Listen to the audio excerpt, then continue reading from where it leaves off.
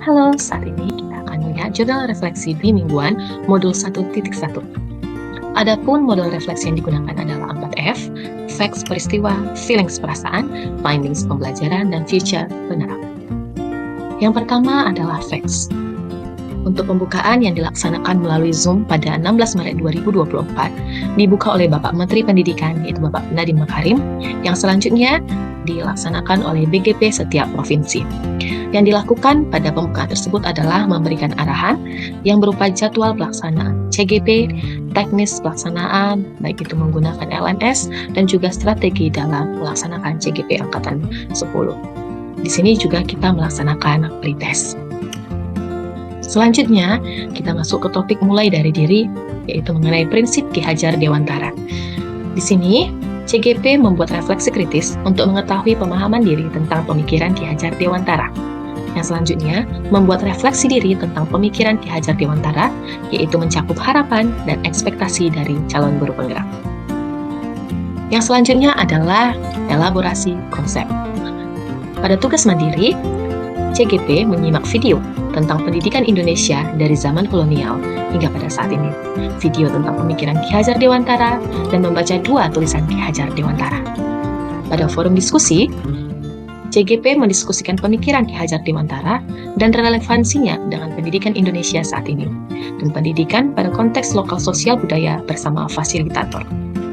Di sini juga CGP berbagi praktik baik melalui penerapan pemikiran Ki Hajar Dewantara pada konteks lokal sosial budaya di daerahnya.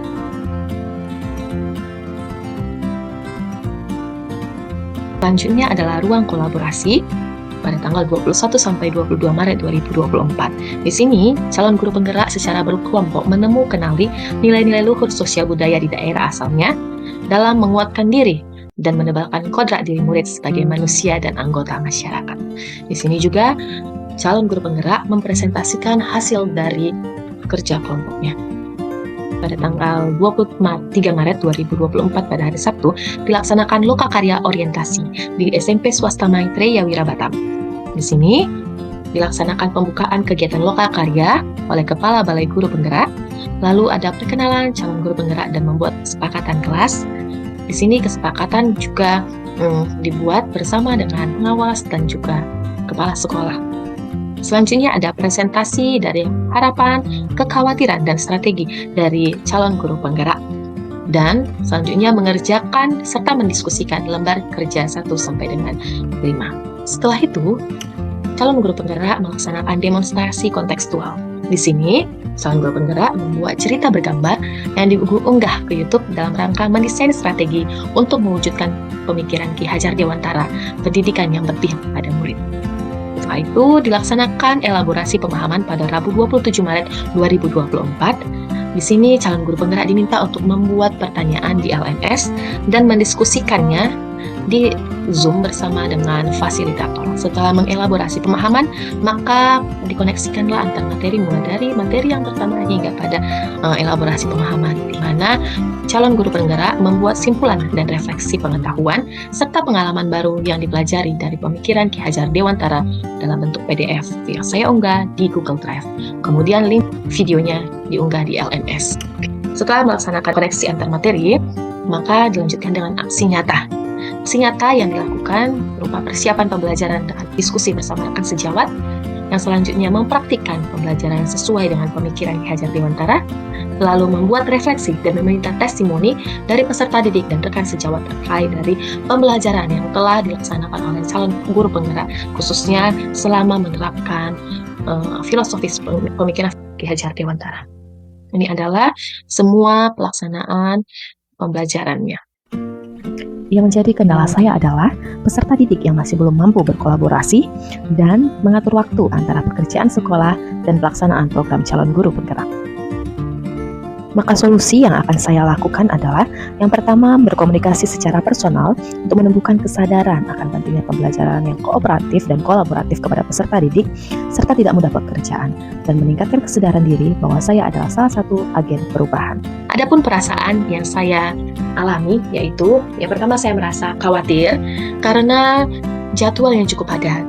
Jadi saya merasa takut ketika tidak bisa membagi waktu. Namun, dengan tekad yang kuat saya berkomitmen dan semangat untuk mengikuti seluruh rangkaian calon guru penggerak ini. Lalu saya juga memiliki perasaan yang senang karena memiliki banyak pengetahuan baru khususnya pemikiran Ki Hajar Dewantara dan menerapkannya di kelas, yang mana kita harus menghamba pada murid. Saya juga senang karena dibimbing oleh fasilitator dan pengajar praktik, serta dapat bertukar pikiran dengan rekan-rekan lainnya. Adapun pembelajaran yang bisa saya dapatkan yaitu saya dapat memahami dan mengimplementasikan filosofi pemikiran Ki Hajar Dewantara, yaitu tentang bagaimana menghamba pada murid. Maksudnya di sini adalah kita mengajar sesuai dengan gaya, kemampuan, dan minat bakat peserta didik tersebut. Kita hanya menuntun murid tersebut sesuai dengan kodratnya, yaitu kodrat alam dan kodrat zaman, supaya mereka dapat mencapai kebahagiaan dan keselamatan dalam hidupnya. Untuk penerapannya, saya berencana untuk merancang pembelajaran yang interaktif dan menyenangkan yang membuat peserta didik aktif dan berkolaborasi, lalu menerapkan pembelajaran abad ke-21 menggunakan digital dan mengajak peserta didik untuk berpikir kritis dan mampu berkomunikasi. Selanjutnya, mengaitkan semua pembelajaran dengan konteks kehidupan sehari-hari dan memberikan ruang untuk menuangkan bakat dan minat dalam pembelajaran, misalnya melalui sebuah karya yang sesuai dengan karakteristik peserta didik tersebut. Selanjutnya, saya berusaha untuk mengenali karakteristik peserta didik tersebut sehingga bisa menjadi penyemangat untuk mereka. Dan pada akhirnya harus membuat refleksi untuk perbaikan. Demikianlah jurnal refleksi mingguan dari saya. Terima kasih.